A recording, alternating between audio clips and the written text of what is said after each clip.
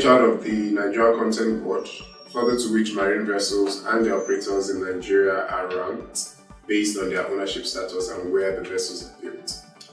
Nigerian-owned vessels and the vessels that are built in Nigeria are given first consideration in the award of contracts in the oil and gas industry. The core objectives are to encourage the construction of ships in Nigeria, as well as to encourage ownership of vessels by Nigerian operators. It also seeks to encourage manning of vessels by Nigerian crewmen.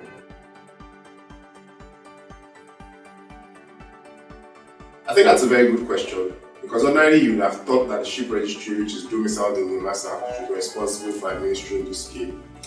But Section 105 of the Local Content Act essentially mandates the Local Content Board to administer certain provisions of the Cabotage Act, specifically in relation to Nigerian content.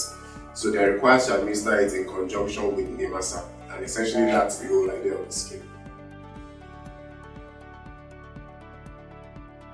Operators are required to first open an account and create a profile on the Joint Verification System, the MVUS of the Local Content Board.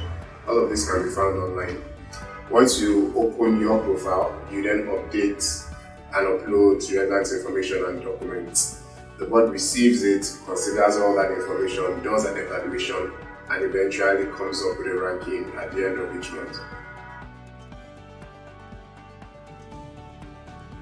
Yes, foreign-owned vessels that were deployed for contracts in the oil and gas industry can participate in the scheme. It goes without saying that they would rank very low though, eventually when the ranking is done.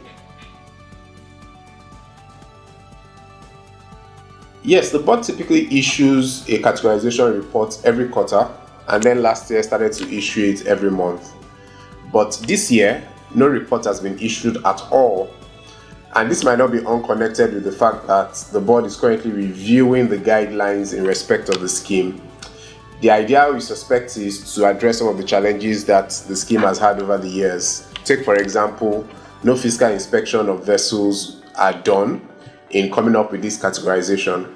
And a lot of people have said just to do rankings based on documents which are not verified or authenticated might really do pose a challenge. So we hope that by the time they reissue those guidelines, all these issues would have been addressed.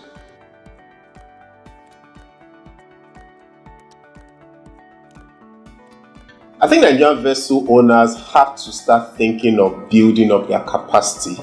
We've had enough of charters, we've had enough of bareboats. It's time that they begin to acquire vessels. And the whole idea of this scheme is that when they do, they are given first consideration in their award of contracts.